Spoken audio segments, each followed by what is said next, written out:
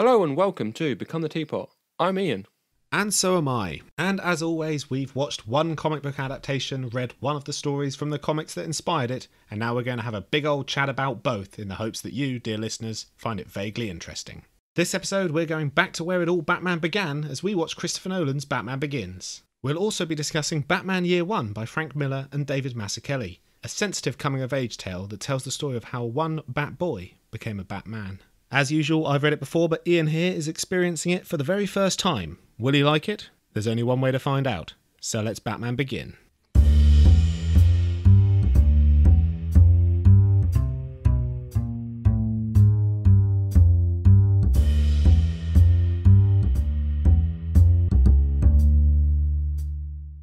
So Ian, Batman Begins, what are your first thoughts?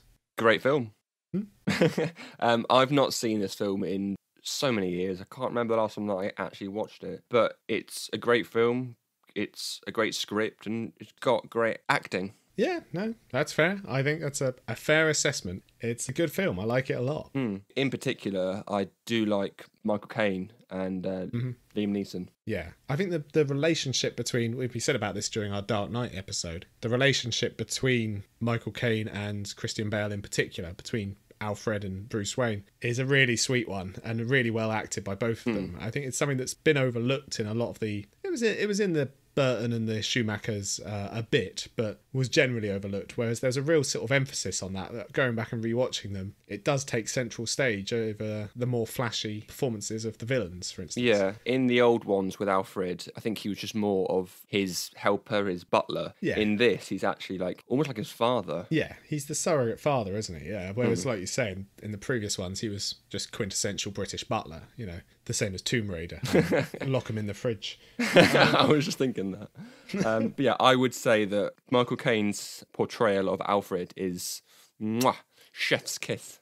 Yeah, absolutely. I mean, he's just doing Michael Caine, so he does the little quivery voice when he gets emotional and he does all that. It works really well here, definitely. But generally speaking, you're a fan of the film? Yeah, it's something that when going back to rewatch it, I forgot how much of a good film this is. Yeah. And the idea that Christopher Nolan was trying to bring this Batman into the real world almost and not have it be so fancy and so, well, he's got powers, but not really. You know, he tries to explain the backstory, which works quite well. Yeah. I actually think this is a better comic book movie than The Dark Knight, which may be a controversial opinion, but I think there are more of those fanciful elements in this than there are in The Dark Knight, which is much more just a crime thriller. You know, in this one you have elements with the mysterious organisation going on behind the scenes. There's the drug, the fear toxin. Yeah. There's a lot more of these comic book elements, and if it extends to Gotham itself, you know, it seems more like its own city rather than just seeming like Chicago. It's got these elements of the Narrows, the monorail that runs through. It gives it some character of its own, all of which makes it seem a bit more comic booky than The Dark Knight, which followed. Yeah, just talking about the actual town then, something that I did like is that in the flashbacks when Wayne's a kid, the town, it seems so shiny, so new, so hopeful. And then after his parents are killed, it becomes this dark, seedy, filthy kind of place. Well, I think the idea was that it was always seedy. You know, obviously his parents died because of the recession and because of the homelessness and all of this. But Bruce was not a party to that. You know, he was on the monorail from his home straight into Wayne Tower. And, you know, he was from this rich, privileged lifestyle. He didn't understand the underpinnings of Gotham City, which is why the idea of him throwing all his wealth away and going off disappearing for 7 years is important to the story. Yeah. Something that actually did shock me almost is that I didn't know that Bruce's parents were killed. I don't think that's ever been shown on screen before. No, yeah. I'm hoping when Robert Pattinson's Batman comes out that they show that at least one more time. Oh, I think it does have to be shown more and more. I mean, you can't not show that. It's such a pivotal moment in Batman's history that so few people are aware of that you have to show it if you're going to do a Batman film. Otherwise, people will be confused. Why is this man fighting crime? What's going on? Oh, his parents are dead. Now it all makes sense. Thank you. But yeah, I don't get, well, two things. If your child has a fear of bats, why take him to the opera about bats? I don't think the opera was about bats, was it? Well, there was the bat scene. That's why he got freaked out and left. So I don't know if he was imagining bats. It wasn't a bat on stage. There were people pretty sure dancing. there There was lots of blacker movement, and he had flashbacks of his time in the cave with the bats. Fair enough. I thought like, there were like bats on stage or people with bat costumes or something. I don't know. I don't think there were. I think it was just like black cloth, and that reminded him of the bat wings. That makes more sense. But yeah, also, why would they leave behind the back door? Why would they go out the back into a dark pathway in that way? I mean, surely because they're so rich and they're well known, if they say that they have to leave the opera, they will be allowed to leave by the front door. Yeah, I think it's a bit of plot contrivance that. Yeah, you're right, actually. Why didn't they just go out the front door the way they came in? But I suppose maybe they wanted to get Bruce out of there quickly. Yeah, I suppose. Emergency exit and all that. I like to think that they just set the fire alarm off on their way out. So are we saying that they're horrible parents? No, not at all. I think I would say that his mother is barely a character. It definitely is focused on the father role, whereas I don't think his mum actually says anything. The most we know is she's got a pearl necklace. Yeah, I think she does have 2 lines. I don't know them off by heart, but she says something as they leave, and then I think she says something when his dad's carrying through after he's fallen down. Yeah. Something like, "Oh, are you okay?" or something. But of course, we know her name. Martha! Why did you say that name? That voice might come up quite a bit in this podcast. I mean, I don't know what that voice is, but okay. It's an old sea pirate. Why did you say that name? Yarr, I'm Batman, I am. Right. Shall we talk about the villains then in this film? Sure. So you've already mentioned Liam Neeson. Yeah. I mean, I'd say that there's 3 villains, main-ish villains. You've got Falcone, you've got the Scarecrow, and then you've got Ra's al Ghul. Yes. Yeah, and then there's all sorts of minor henchmen, and then there's villainous characters like Flass, for instance, but he's not given as much time in the limelight as he is in the comic, for instance. Yeah. Like I said, I've not seen this film in years, but something that I did remember was the old plot twist character reveal of Ducard becomes Ra's al Ghul. Yeah, exactly. I think Ken Watanabe was a bit wasted, but I like that they cast a bigger name in that role so that the surprise that came a bit later paid off a bit more. If you're going to cast a larger name in a sort of small role, at least that gives the bait and switch a bit more weight. People could actually believe that Ra's al Ghul was played by Ken Watanabe. I don't want to get too controversial, but would you say that that is a type of whitewashing? Yeah, maybe. It's a difficult one, because obviously they've combined 2 comic book characters, Ducard and Ra's al Ghul, one of whom is white and one of whom is Asian origin. So I think for the purposes of the film, that bait and switch wouldn't pay off as well. It'd be a bit more obvious, but it is a difficult one. I am actually quite surprised that he didn't turn out to be Mandarin. Now that may be whitewashing. But yeah, so let's sort of talk about the opening then and the sort of story arc of Liam Neeson. So he goes from being this sort of idol or this trainer of Bruce. Yeah. He's a secondary father figure, a mentor. Yeah. And I think this film is all about fathers. As I say, his mother in the flashbacks is very much secondary to the dad. And obviously then you've got the surrogate fathers of Ducard, Ra's al Ghul, and Michael Caine's character, Alfred. So it's very much about that relationship he has with those. And he's almost suffering from arrested development in many ways, especially when he comes back after Princeton. The character is very immature in a way, and that's going off and travelling and having these grandiose ideas of fighting crime. It's all quite juvenile if you think about it. Yeah. It's sort of stunted growth at the point that his parents were killed and stopped him growing up and moving on with his life. So he ends up just trapped in this cycle of justice, as he calls it, or vengeance or vigilantism, basically. So when he first meets Ducard, he's obviously in that jail and he just sort of pops out of nowhere, which shows his ninja background. He tells Wayne, okay, well, you've got to go off and find this flower and then take it to the top of this mountain. But he doesn't actually say which one. Bruce gets chucked out of the back of a van and then the camera pans round and you see about 3 or 4. So imagine if Wayne got to the top of this mountain. He's tired, he's cold, he's worn out. And then he looks up and goes, balls, this is the small one.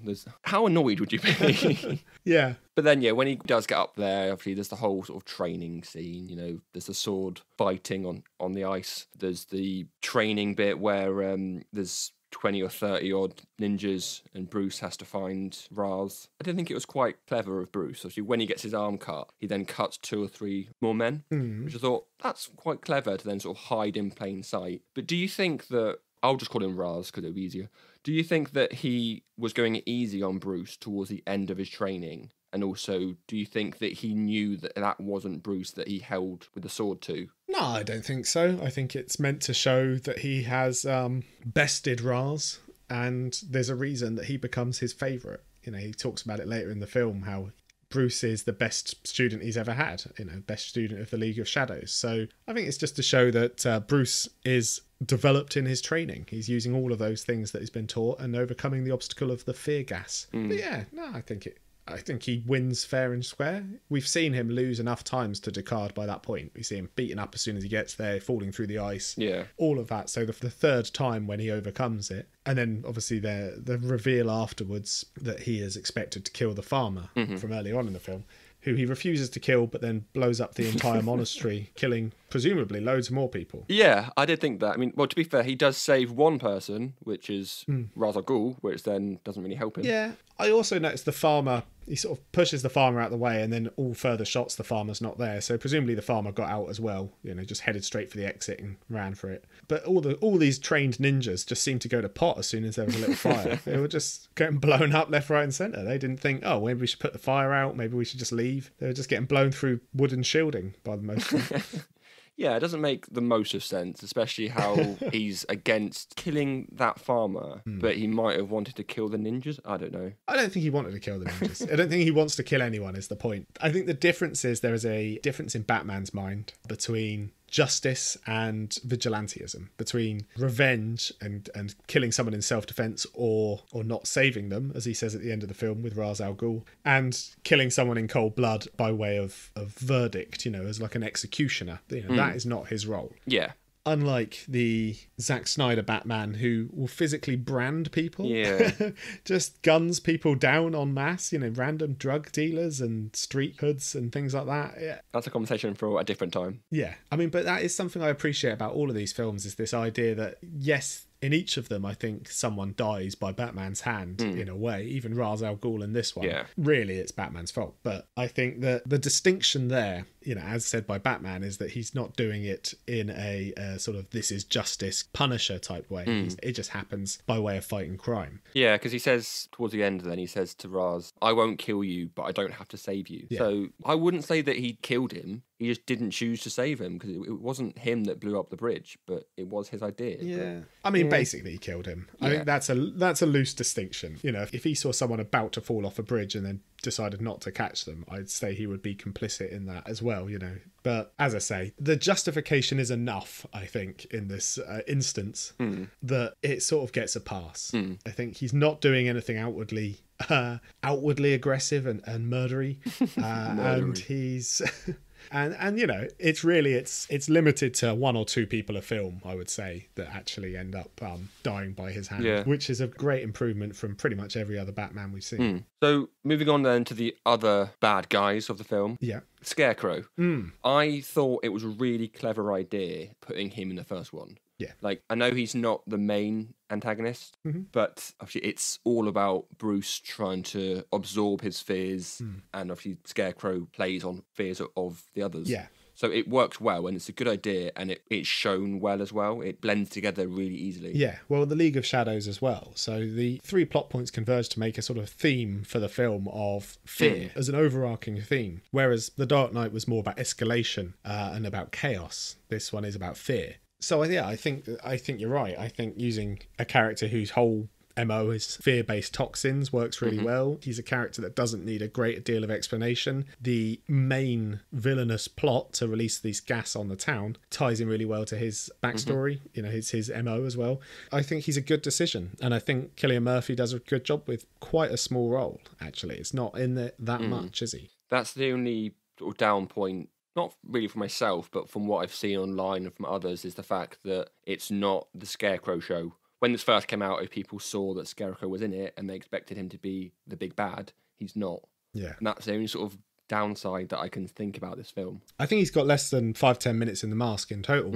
You know, he says about 5 lines whilst he's wearing it. You know, they're mostly one-liners. But he makes his presence count when he needs to. And he's another distraction away from who the true villain of the piece is. Because you think, okay, Batman's overcome his enemy, the League of Shadows. He's returned to Gotham. The main villain from now is going to be the Scarecrow. Yeah. It turns out that's another distraction as well, smoke and mirrors. Yeah. But that kind of comes to a close then at the end of Act 2 almost, is the fact that he's captured the Scarecrow and you think, well, that's it, you know, what's going to happen next? And then obviously it goes into the whole Ra's is back. That's the overarching climax of the film. Yeah. And then not much to say about the third one, but Falcone, however it's said. Yeah, he appears in the comic book we're going to discuss, and he appeared in our Dark Knight coverage. Obviously, he wasn't in the Dark Knight, but he was mentioned. But obviously, he was in the Long Halloween quite prevalently. Yeah. So, yeah, I mean, obviously, he's a character we're familiar with, but he doesn't do a great deal in this. Obviously, he's a symbol for the crime in Gotham in general. Yeah. As opposed to a character in his own right. I mean, I do believe that he's a guy that you don't want to mess with or you don't want to be on the bad side of, just by the portrayal of the actor. Yeah. Yeah, he does a good job with it. Yeah. It works well. Not much else to say on him, really, unless you want to say anything more. No, I think you're right. Like you say, he works well. He does a good job with the role he's given, but he represents the old style of villain in Gotham. Yeah, the one that is replaced by the costumed crazies, as we see later on. So yeah, that's what he's there to represent. And him and Sal Maroni in the sequel are that dying breed of Gotham gangster. Yeah, which Batman returning is what changes all of that, and that happens about the halfway point of this film. And in fact, I quite liked that about the non-linear storytelling of this film. The way it bounces back and forth, it keeps that action flowing, and it just allows you to frame all of those bits, because otherwise the whole Falcone thing would come quite late in the film, and then before you know it, he's Batman. Whereas putting it about the halfway point and still having those areas where he's still finding his feet, he's still getting his training, cutting back and forth, and then obviously continuing through to the climax from there, I think works a lot better. Yeah. It's something that Nolan's done a lot of, is non-linear storytelling. And I think he uses it to good effect in this one, which you don't often see in a superhero film. Yeah, I think you can tell that it is a Christopher Nolan film. He is a very particular director, almost an auteur. It's not as simple as ABC with him. And he does try to mix it up a bit. And he definitely has a distinctive style to him. I'd say you could watch a Christopher Nolan film and know you're watching a Christopher Nolan film without being told. Yeah. Mainly because you wouldn't be able to hear any of the dialogue. But no, I think you're right. He definitely has a style, and I think it works really well here. I think he was the perfect choice to bring back or to reimagine a Batman story. Yeah. We've come off the back of Batman and Robin, I think it was. Yeah.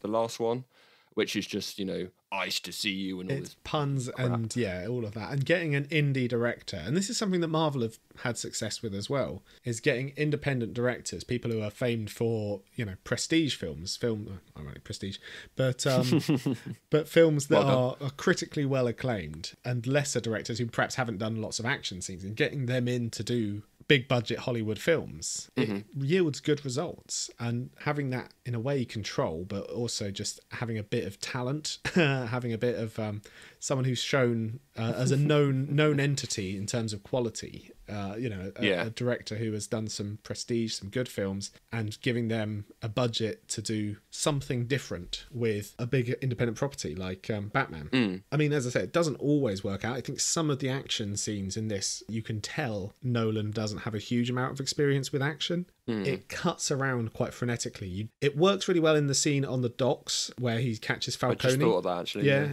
I think it works really well for that. It's got that real Arkham Asylum, the game style, where, you know, he's popping out the shadows, he's grabbing people, and it creates the sense of fear. And it's almost like we're watching it from the criminal's perspective. Yes. Almost that you can't see who it is. You've just got these sort of fists appearing, and it's really disorientating. Exactly.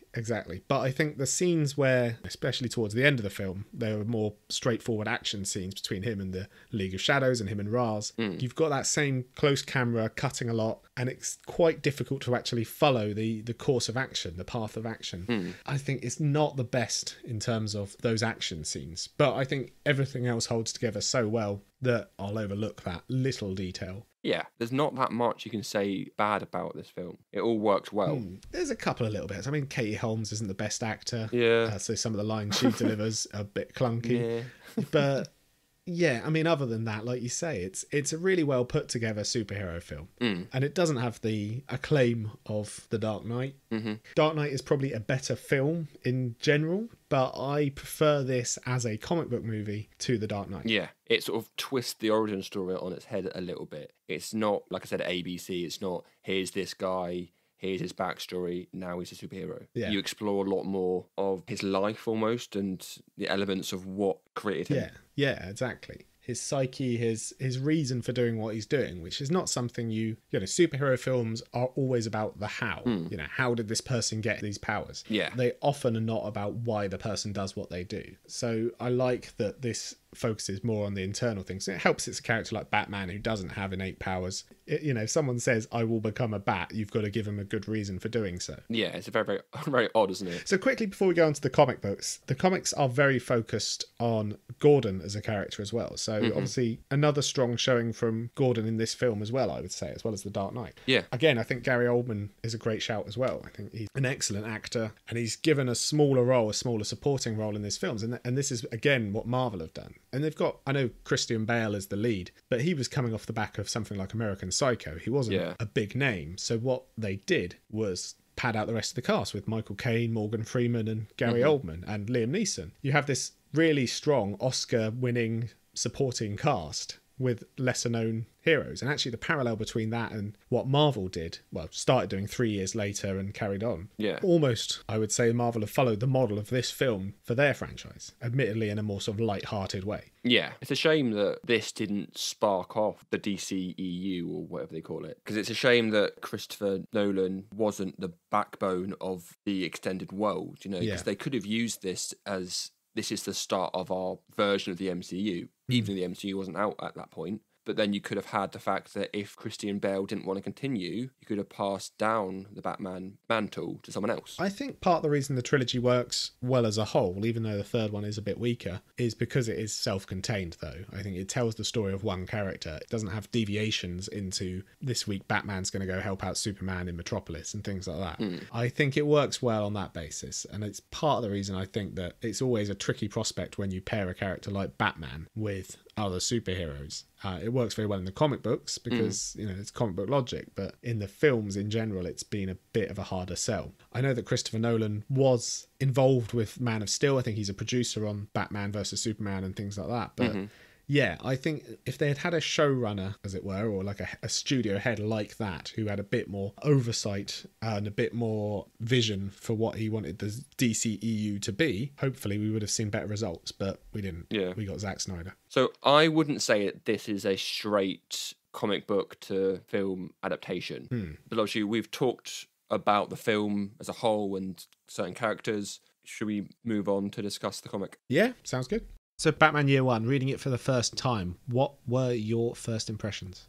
I thought it was really good, actually. It's very fast-paced, which I like, but I kind of wished that it did spend a little bit more time on certain aspects. Yeah. Also, it sort of skips through the months very, very quickly, which kind of has that vibe of the Long Halloween. Yes, yeah, because obviously it's called Year One, so it tells the story of Batman's first year as a crime fighter. So it does skip through those months very quickly, and it's only 4 issues of the Batman ongoing comic book, Batman 404 to 407. Yeah. It has to cover about a quarter of the year in each issue, give or take. So, yeah, it does skip through events quite quickly. And you add to that the fact that it is not just telling Batman's story, but also this is very much Jim Gordon Year One. Yeah. It details his first year in the city as well. That's pretty much what I put down. I mean, I would say it's as much, if not more, of a Jim Gordon origin story than it is a Batman. Yeah. It is split between them both, but I think that this goes into the background of Jim more than it does Bruce. Yeah, no, definitely. And you've got the dual narration between Bruce Wayne and Jim Gordon, and you see a lot more of Jim's home life. Yeah. Which I think his home life and his work life are so inextricably linked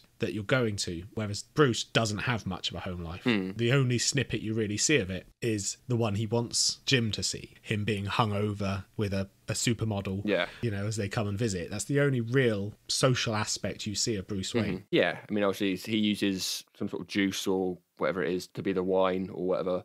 It's all a big facade. Yes. So he's putting on this show going, I'm a playboy, I'm drunk. And then as soon as he leaves, he's like, right, back to crime. Yeah, which we get a bit of in the film. Yeah. And it's the first time that's ever really, my memory of some of those early Batmans are hazy. We see him going to galas and being a bit flamboyant, but it's never shown to be an act. It's never shown to be this sort of real facade, as you say, in the previous films. Whereas in The Dark Knight and Batman Begins, you see a lot more of it as the act, as that's his mask, as Katie Holmes says.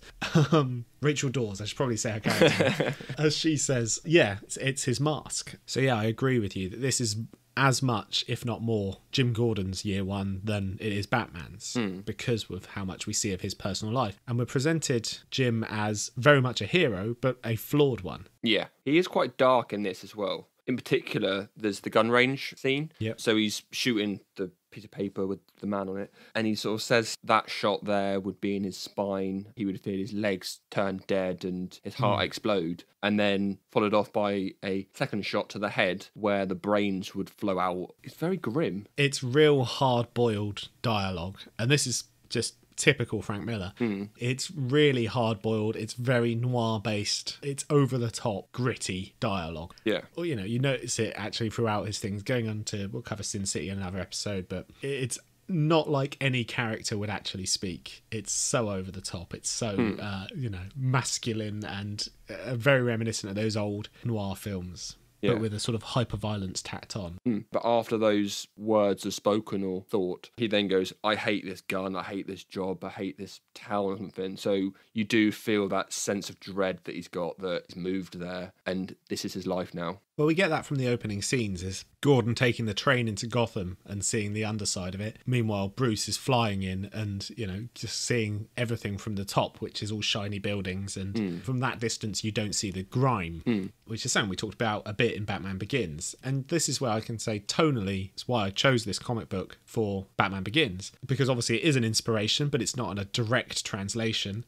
But thematically, it covers a lot of the same bases. Yeah. I do like the comparative story arc of Wayne and Gordon, especially the fighting style. So early on in the book, Wayne's is quite messy, almost erratic. It's clumsy, isn't it? Yeah, where you got Jim, who's very clever, he's very tactical. Yeah. He knows what he wants to do and how to do it. And this is different in the ages of these characters as well, is you've got a Batman who is just starting off, who is still a young man, and you've got quite a grizzled army veteran, as we learn, in Jim Gordon. He's got that line about, I haven't had to take a green beret down in years. Yeah. He's got these real badass moments that he gives Jim Gordon, which is a far cry from, if you remember the 60s serial TV show, the sort of portly, mustachioed character we have in that extended into things like Tim Burton's Batman films. Yeah. Is that we've just got this sort of portly, amiable police chief, whereas actually making him into this sort of badass cop,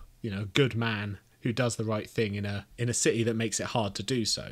The reason this comic came about, this Batman Year One in 1986, was DC felt that their characters had gone a bit stale, and they wanted to revamp all three of their big three. Byrne's Man of Steel, Perez's Wonder Woman, and then obviously Batman was the more difficult one because of who he is and because of he is a street level character. He is a character that doesn't have powers, and he's also a character who had a lot of familiarity with the wider public because of the 60s serial and things like that. So this was a definite effort to revitalise the character and bring him back to a modern reader. Yeah, I know what you mean there, because I've not read a lot of Superman comics, but with Batman, you've got this man with no powers who chooses to put on the costume and become a hero. Yeah. Where Superman, his persona is that he's an alien with powers, so he chooses to become a human almost. So the human is the costume. So it's been done very thoughtfully and cleverly, the fact that let's revamp his backstory. And from what I saw online as well, any writers that go on to write Batman, they've been told, this is your Bible. You need to read this first to understand the character. I think it works well. Yeah, I think that's right. And it's similar to things like Daredevil Born Again, obviously by the same writer, in that it has this real sort of gritty, fallible hero in both Gordon and in Batman. Characters who will get beaten up, they'll get shot, they'll get beaten. They're not invincible. They can be brought down, and that is part of what makes them identifiable. It's something that is always a criticism against DC characters in general is this idea of all of the heroes were gods or, super powerful beings, characters without weaknesses and without faults. There was something around the 80s that got revamped a lot. It wasn't always true, but it's certainly something they made a more concerted effort in later years to move towards that more Marvel method of having personal circumstances and personal relationships as a more integral part of the comic book, and the sort of soap opera feel that made Marvel so popular from the 60s onwards. And seeing Batman get shot in the leg and, make mistakes like the scene on the fire escape where he's battling those three youths and knocks one over the edge by accident, has to grab him to save him. Meanwhile, he's being attacked by the other two. And these are just three random street thugs. Yeah. But he struggles against them. Yeah, you can tell that this is almost like his first day. Yeah. He's put on this costume. He's thought, well, I can fight well. Let's crack on with it. And then it's just these three kids that are just trying to take this person's TV, I think. Yeah, And a couple of them hit him with a couple of cheap shots. But you can definitely tell in that scene that this is a Batman that will not kill, even by accident. He's fighting them off and he's trying to stop the crime. But while being attacked by two, he's trying to save one. And then he's very cleverly trying to take them down, but not being too powerful. Yeah, he's triumphant overall, but it's a hard slog to get there. And the same thing is the first time he goes out and is attacked in the street that's a complete failure. Yeah. And the next time he goes out and he's successful in taking down three street thugs on a fire escape, but it's sloppy. Yeah. So it's only 4 issues, but in each issue we see him getting slightly better at being Batman. And it's when he decides to introduce that element of fear is when he goes and meets those people. So we are seeing those tools in his arsenal, not just the physical gadgets, but also the idea of fear and theatricality. And then obviously by the 4th issue, we've got him taking down a SWAT team in that building, the bombed out building. Yeah. So it really just shows that growth of the character. And you have to be able to show those first sloppy crap fights where he's failing at being Batman in order to make those later ones mean something. The only character that I can compare it to is Iron Man, because they're both rich. They both choose to become this sort of hero. And it's something that we've seen in the Iron Man films, that when he is becoming Iron Man, there are a couple of points where he fails. Not so much fighting, but trying to create a suit. I kind of compare it to the same way, the fact that I know Iron Man is all about his suit, really. Yeah. But with this version of Batman, it's more about the fear or the fighting style and how to become the best. Yeah, I mean, Iron Man is a very different character in terms of his personality. Yeah. And he's one who is outwardly, especially in recent years, been very open about his identity. I equate him, Batman, a lot more to someone like Daredevil. And it's no coincidence that they're from the same writer, the runs that defined them. You've got Born Again for Daredevil and Year One for Batman. And I'm sure we'll cover Born Again at some point. So from Marvel's lineup, that would be the best comparative, I would say, is comparing this Batman to Daredevil. Now, obviously, this Batman is just starting out. The Batman we see years later, the Batman we often see in the comic books, is this guy who's got a plan for everything, who's fully equipped. You give him enough prep time and he can take down Superman. Yeah. But this Batman is very much street level. Although he's rich, he's still going out in his tights and beating people up on fire escapes. He's not laden. He doesn't even have a Batmobile in this. You said about his tools there and what he chooses to have. Something that we do see in the last issue, I think it is, in the old house. It all blows up and then his belt catches on fire and he has to chuck it away. So he's like, right, what have I got? I've got 2 darts and this sonar thing on my shoe. Yeah. So he does still use what he's got to his advantage, but you can tell that he is still learning how to do that. He's not prepared for all types. Yeah. But he can think fast on his feet. Definitely. It's a way of proving that Batman is more than just being rich. It's not about having all the gadgets. It's having the training, but it's also having the wherewithal and the knowledge and the perseverance. Showing this Batman at the end of that, who had been injured, who had retreated into this building for sanctuary, and then they had bombed the building on him, and all of his gadgets had been lost. And like you say, he had his sonar device in his shoe, which also makes an appearance in the film. Yeah. And he had a few darts and things like that and a lockpick, but that was it. It's showing that even without his items, without his gadgets, while stripped away, he is still the Batman. He is still the man who can take down an entire SWAT squad. Yeah, I mean, I do quite like the fact that we see him with a couple of things, because I do think throughout the years, especially with the films, sometimes he does have too much. He's got this belt and then they can just write or just say, well, in the belt he's got A, B, C, D, E, F, G, and you go, well, that's just daft. Like, it's the alphabet. Why would he have shark repellent spray Shark repellent bat spray. Yeah, well, that is definitely tongue in cheek. That's the 1960s one where he just had a guy. But yeah, I know what you mean. The Schumacher films where they had, well, what do you want to take? Should we take the bat copter or the bat bike or the bat hovercraft? All of that. And just stripping Batman back to the basics and making it about what he is capable of as a person is more interesting. Yeah. And I think that's what they make a deliberate attempt to do here. Yeah. Yeah. You did touch on the relationships earlier on, but something that I was quite happy to read about was him and Dent. Yeah. It's something that I've not particularly seen in the comics before or the films, where you've got Jim who's gone off to talk to Dent because he thinks, well, maybe the Batman is Dent, which he's got his theories behind him. And then as soon as he leaves, there's Batman and there's Dent talking. And you go, well, actually, I didn't realise that they were sort of not friends, but they had that particular relationship. Yeah, I mean, this is it. It's kind of what makes Harvey Dent's downfall all the more tragic, and it's part of what we read in The Long Halloween. Is the idea that he is a good man. In essence, he was a good character. And this is who Batman seeks out. He seeks out the good people who can actually do something. So Jim Gordon and obviously the DA, Harvey Dent. Yeah. In the comics, it's more Jim and Harvey that don't get on. Batman gets on with both of them. Yeah. It's sort of an interesting aspect that he tries to build these allies. He tries to get people who can make a difference. He's trying to repair Gotham, but ultimately Dent falls, and that makes it all the more tragic that he was one of the few people that Batman trusted. Yeah, I think if we'd done it in order, like we don't do all the time, if we'd done year one first and then Batman Begins and then do The Long Halloween and The Dark Knight, I think that I would have appreciated the turn of Harvey to become Two-Face a lot more. Yes. Because from reading just The Long Halloween and then seeing him become that character, it's obviously a shock. This guy who's really nice becomes this really horrible character. Fair enough. But I think this book here shows the starting off point between Bruce Wayne and Dent and Jim Gordon. Yeah, definitely. Well, this is the thing with comics, and this is what people like about these long-standing mainstay comic books. It's why people read about their favourite characters for years and years and years, for decades. It's because they like to see how these characters develop and change over a period. And I know that there is always a status quo that they'll go back to, and they will always try and fix these things in a certain point in time, but it's what makes Harvey Dent's downfall all the more tragic is reading about this character before or after. It's what makes going back and reading The Death of Gwen Stacy is only really impactful if you've read the things running up to it. If you had been reading Spider-Man and you had been learning about their relationship, and then obviously they have the shocking thing where they will kill off a character. Yeah. So yeah, I think you're right. I think the more you read of these characters, the more you come to like them or dislike them. It helps if you stick to seminal plot runs or, really iconic stuff. There's a lot of crap in between. Yeah.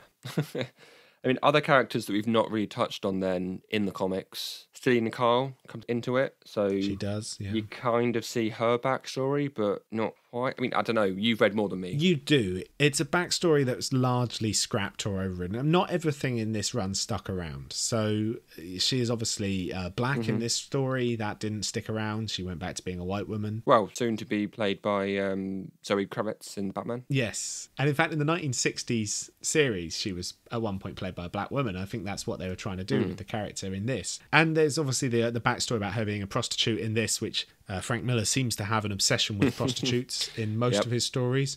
It's actually one of the things that I like least about this story. Is my likes and dislikes for this comic book. Likes far outweigh the dislikes, but one of the things I dislike most about it is the treatment of women, the way that women are not only displayed in the story or not displayed, because there are very few of them, but also how they're spoken about and things like that. Obviously, very few of the characters are given a spotlight outside of Barbara Gordon has a little bit, and obviously Essen, the character that Gordon is having an affair with. Which I was very shocked by, actually. Gordon being this heroic policeman, to then find out that he's got a seedy background and like sort of a history, but we're not all perfect. Yeah, he's a flawed hero, and it's something very noir about that. But I do wish that those characters were given more spotlight. They don't have to be any different, just they have to have more agency of their own, rather than everything being through the prism or the lens of these two male characters.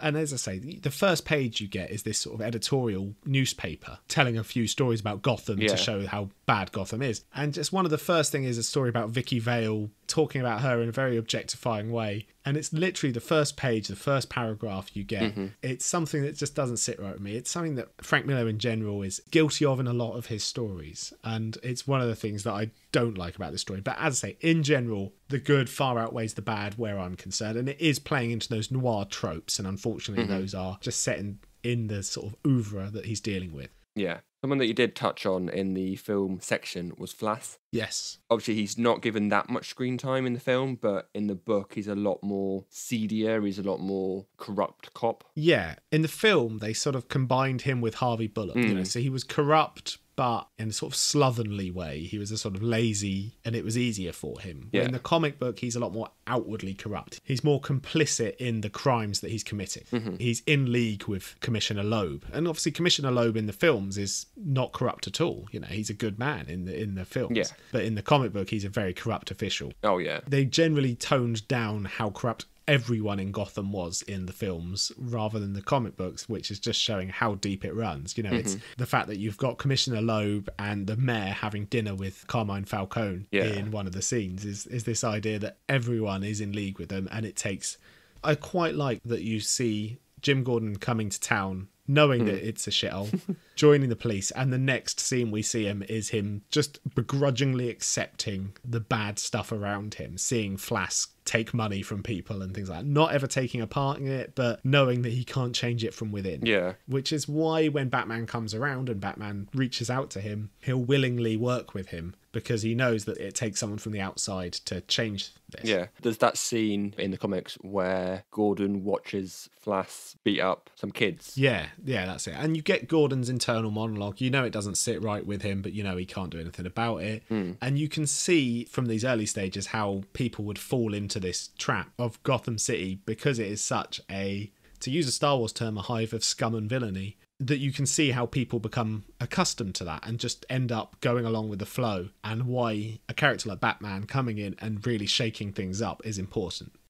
What I do like is in that scene, like I said, with the flick comb, I know Gordon just sort of sees what's happening. He's only been in town a couple of weeks, I think it was, or a couple of days. And he says to himself, he won't interfere, but he needs to watch and to memorise what's happening and his moves for future reference. Yeah, and in fact, when we actually see that final confrontation with them, there's that line about not having to take down a Green Beret for a while, and then throws him a baseball bat, and then still beats him. And it just, you know, it's those showing that Jim Gordon is a badass and why he became commissioner. Yeah, and I do like the ending as well. So comparing it to the film, it ends in a very similar way. You know, they probably put that into the film as some sort of Easter egg. Well, in that case, it seems like a perfect time to move on to Iain's Egg Hunt. Iain's Egg Hunt. Iain's Egg Hunt.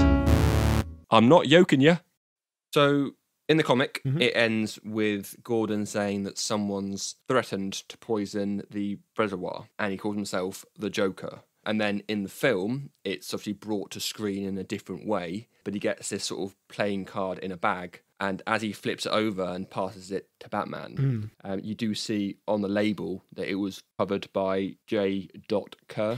Okay. Which I thought's quite a nice little play on words. It's quite on the nose, but yeah. And then, as I often like to do, point out small cameos. So in one of the boardroom meetings, there's a guy called Fredericks, and the actor who played that is actually Christopher Nolan's uncle. Oh, right. I think he's been in a couple of other Christopher Nolan films, but I couldn't tell you which ones. Christopher Nolan is a director who likes to reuse the same actors quite a lot, even in smaller roles, so wouldn't be surprised. And speaking of cameos, one of the cops that are chasing Batman across the tops of the roofs in the Batmobile car chase scene is played by Larry Franco. He was actually a co-producer on Batman Returns. Oh, right. Again, quite nice. Yeah. And this is a little bit odd, but can you pull up the official soundtrack of this film, please? I can. Oh, yeah. Makes great listening. Okay, yeah. What do you want me to look at? Have a look at the titles of the tracks. Does anything seem unusual to you? Oh, okay. I see what you're saying. Is that they're all named after bats. No, have a look at track 4 to track 9, it actually spells out. Oh yeah, it actually spells out Batman. Yeah. That's a really cool touch. Yeah, because obviously all of the songs themselves are named after bats. And yeah, tracks 4 through 9 spell out Batman. Yeah. Very nice. I thought that was a very nice thing of doing. It was just very unusual. No, that's cool. I did not know that. That's genuinely something I did not know before. That is a very interesting fact.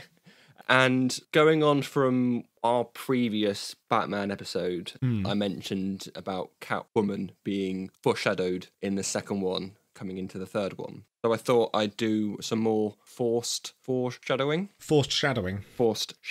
In the scene where Wayne makes everyone leave his party, because obviously Ra's has turned up, he calls everyone phonies, and he says, all of you are two-faced friends. Yeah.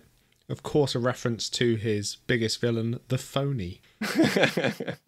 Exactly, who makes an appearance in Dark Knight. Yeah, it's another thing that... yeah, sure, it's a reference. Why not? I don't actually believe it. I just thought I'd chuck it in there for a little bit of laughs. It's definitely in there. I won't deny that. All right, well, fair enough. Good foreshadowing. Well... Thank you very much. Another week of Ian's Egg Hunt concluded. Let's get back to the comic and the film. So it's not a direct page-to-screen adaptation, but just generally speaking, what were your thoughts on the transition from comics to screen? I think as we touched on a little bit in the film section, it does work really well. I mean, they're both the origin of the character, which you would expect. Yeah. You know, you've got this guy that has no powers, but just has all these things that he uses to fight crime with in the film and the comic. Yeah. And the fact that Bruce has been away in the film, I think it's 7 years. In the comic, I think it's 12. Yes. But again, he's been away for a long period of time. Yeah, which they don't actually show in the comic book. They leave that open because this is very much about Batman's year one. So it is the first year of him going out and being Batman. Yeah. And there's a lot more focus in the film, obviously, about the gadgets, about how and what, whereas the comic book is much more focused on the why. Yeah. But thematically, there are similarities between them, certainly. Even if the villains are different, you know, there's not really a big overarching villain in year one. It's criminals in general. Yeah, crime. Yeah. Fighting crime. Which makes sense because the whole idea about Batman, it's something we see later on, is that there weren't these over-the-top theatrical villains before Batman started being Batman, before he started putting on a mask, and then they did, as a retaliation, this escalation. I'm not sure whether it was a film or TV show or something that I watched, possibly Gotham, but they do say something about that. You know, as soon as you get one hero or one villain that's this masked person, you then have more coming out because you go, well, if that guy's Penguin, for example, and he's doing all this sort of stuff, then I'll become this person, and it raises the stakes. I think I know what it might have been. Was it Batman Begins by any chance, the film we've watched this week? It happens right at the end when Gordon's speaking to Batman. Could have been. Maybe could have been, yeah, possibly. I'll have to go back and watch it again, I think. Yeah. If it's not that, then maybe try and rack your brain for what else it might have been. But yeah, I mean, there's a lot of comparatives that we can make to this, you know, some good, some bad.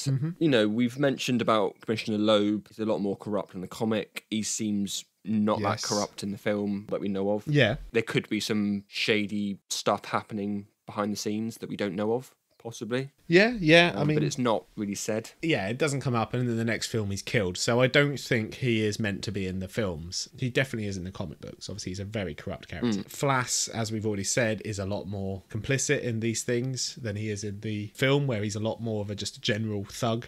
And obviously, then we've got, as I say, the villains being completely different. But like you say, the Batman elements to things are very similar. Yeah. I wish in the film there'd been a bit more focus on Gordon. I liked that about the comic book. I like the idea that you've got these parallel stories, but I understand because they've inserted the what and the how, the traveling around the world, what he was doing in those 7 years, and then obviously gathering his gadgets and the cave and all of this, there wouldn't have been time to then also include a story about Gordon's arrival in Gotham. So I understand why they haven't done that. But I mean, it is quite a long film anyway. It's about 2 hours 20, something like that. Yeah, something like Maybe not quite. And I think it's well paced, but with those extra elements, perhaps it wouldn't have been. Yeah, and a couple of the differences then, I guess. In the comic, regarding his parents, they go see the Mask of Zorro. The Mark of Zorro? The Mark of Zorro, sorry. And then in the films, they go to the opera. Yeah. Small things. Because I think when Batman was made, going to the cinema was a bit more of a prestigious event. People did get dressed up and go to the cinema, the original Batman story. Yeah. Whereas obviously by the time this rolled around, it wasn't so much. So it was always transitioned in later adaptations to the theatre, which was a lot more upper class thing to be done. But yeah, it's minor things like that, which I think are just updating and modernising the story, really. It's not about changing things outright and changing the motivations of the character. Those are all still there. Yeah. But they adapt it so it fits a contemporary audience. Yeah, I mean, it works in the film, works in the comic. There's no arguments here. Yeah, great. And as I said, I've got a few misgivings about the treatment of female characters in them, but generally speaking, those are far offset by what this comic book did for the character. So that's Batman Begins. That's Batman Year One. Any other business? Yeah, actually. Something that I thought of as a joke when I was watching it. And then as I started to look into it, I was like, possibly this could be a fan theory that's possibly out there, or a fan theory that I've just created. Well, is it or is it possibly? You said possibly it's a fan theory that's out there, but is it? Oh, I don't know yet. I mean, well, this could be a fan theory that I've created, or it could be a fan theory that's out there, is what I'm trying to say. Right, what's your fan theory that you think you've come up with? So, would you say that Batman Begins is a Taken sequel? No. Let's look at the facts No, before you answer. let's not bother. No, I'm doing it. So, number one, Ducard clearly knows how to fight. And Brian Mills was a former Green Beret and a CIA officer. Despite being obviously Irish, but yes. 2, Ducard says that he wasn't always at the top of the mountain. Yep. And then fact 3, he says that his wife was taken. And Brian Mills' wife was kidnapped in Taken 2 and murdered in Taken 3. Yes. No, that is... I rest my case. It's a solid case to be resting on. I'll just say one thing, is that Ducard is clearly a man with the ability to climb over a fence in less than 14 cuts. So no, I don't think that this is a sequel to Taken. As I said, it was something that I thought of as a joke, and then I looked at the points and I thought, actually, I might have just created a ridiculous fan theory there. You may do. Well, let me know how you get on with that. Spread it around and see what happens. Right, so that's that portion done. Thank you for that. Do you have any more games for us this week in lieu of Ask the Teapot? Yeah, so I thought we could go back to flipping the old fan casting on its head. Great. I know that you love it. So I'll say an actor, and then we can think of a character that actor could play. Okay, yeah. Any rules for this one? Are we doing MCU again? No, I thought I'd add a little theme to it because of this week. Batman's Rogue Gallery. So villains? Yes. Okay. First one, Anthony Hopkins. Well, the obvious answer for that would be Calendar Man, as the Calendar Man took on a Hannibal Lecter-like role in The Long Halloween. There we go. There's my answer. Reprising his role as Hannibal Lecter, essentially, but as Calendar Man. I did look into the old Rogue Gallery, and I thought of 2, actually. I thought of the ventriloquist. Yeah, again, because Anthony Hopkins played a ventriloquist in... Was it Mannequin? No, that was a different film. Was it The Ventriloquist? It may have been called The Ventriloquist. Okay. I think it was like a possessed puppet or something, but he was in that. Anyway, yeah, carry on. What was the other one? Or Hugo Strange. Yeah, that's fair. Those are the first 2 characters that I thought of when I thought of Anthony Hopkins. Yeah, okay. I mean, he's a little bit old now then, but, ideally 20 years ago. Yeah. Perfect for most of those. All right, who's your next actor? And my next one is Rosamund Pike. Okay, interesting. First one that I thought of was Poison Ivy. Yeah, I guess. Basing that on her portrayal in Gone Girl. Yeah, she's a lot more cold and calculating in that, isn't she? Yeah, maybe could see her playing that role. Is there any female characters that I maybe don't know of or don't know that much about? I'm just thinking, it's a difficult one because obviously most of Batman's Rogues Gallery are male, and the ones that aren't tend to have been done before. So, like you said, there's Poison Ivy being an obvious one. There's Harley Quinn, and obviously there's characters like Catwoman. Obviously, who's a semi-antagonist. There's more obscure ones. There are ones like, I think there's a woman with a big hole in her head. I'm not sure that would work. There's a character called Duella Dent, who was called the Joker's daughter. Okay. And she used to go around just saying she was everyone's daughter. She used to be like, I'm the Joker's daughter. I'm the Riddler's daughter. It turns out her name's Duella Dent. She was Harvey Dent's daughter, but I'm not sure she'd be right for that. Yeah, no, difficult one, in all honesty. I'm struggling to think of one at the moment, so pass. Next.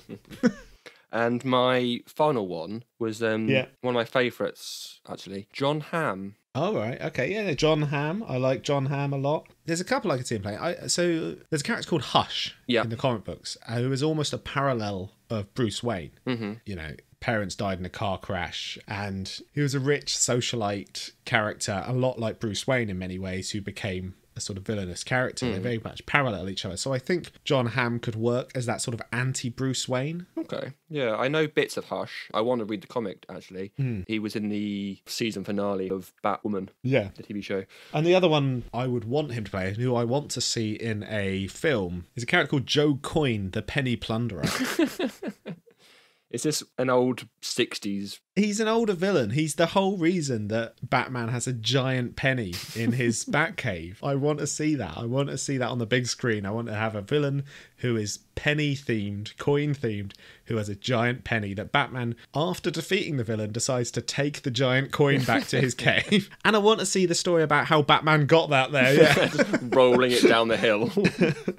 I'm almost there. Got it. Okay, well, I quite like that you had a sort of serious one and then a sort of comical one at the end. I've kind of done the same thing, because I thought, obviously, John Hamm is an older person. I wouldn't say he was older. Character 40s, that I think he could play is potentially Mr. Freeze. Yeah, Victor Freeze. Because I can see that he could be this sort of family man, and then something happens to turn him evil. I just think that he could play that particular role quite well. Yeah, he works quite well in that role in Baby Driver, where he's sort of a mentor and a nice guy who obviously becomes the main antagonist by the end of it. Yeah, okay. And then my other one that I thought I'd chuck in here just for lols is Catman. Well, you know me, I'm always up for seeing Catman on the big screen. If Matt Damon can't do it opposite Ben Affleck, then yeah, sure, John Hamm. I would like to see Daniel Radcliffe playing him opposite Robert Pattinson's Batman for the old Harry Potter reunion. I don't know anything about Catman. When I was having a look at the Rogue Gallery, only thing that I could sort of see without going into too much detail of the characters is that Catman had quite a good, strong jaw. He did. And so does John Hamm. He does. And that was it. He could also play the Crimson Chin from, was it Fairly Odd Parents? From Fairly Odd Parents. A crossover that we all want. Sounds good. No, okay, well that's enough of that for this week again. Thank you for filling the time. We'll be back next episode with more Become the Teapot. Thank you all for listening, and we will DC you soon. If you enjoyed Batman Year One and want to read more tales from the Dark Knight's early years, you could go on to read The Man Who Laughs or The Long Halloween, as covered in episode 3 of this very podcast. If it's more Frank Miller Batman in particular that you're looking for, there's of course the iconic The Dark Knight Returns, which we'll no doubt cover in a later episode. As always, you can send your questions and comments to us at becometheteapot@hotmail.com or tweet us at becometheteapod. You can also find us on YouTube, Facebook and Instagram, and don't forget to subscribe on your preferred listening platform. Now, Iain is soon going to be moving house and will be otherwise occupied for the next couple of episodes. Fear not, however, for we have drafted a guest host who will be covering in his absence. And I'm throwing them in at the deep end, because if this show were an early 90s sitcom, then next episode would be a very special one. We take a sharp left turn away from the world of superheroes and zombies as we take a look at the autobiographical works of Marjane Satrapi based on her experiences in Iran during the Islamic Revolution. So join me and our guest host next episode as we'll be reading Persepolis and also watching Persepolis. Until then, thanks for listening, stay safe and read more comics.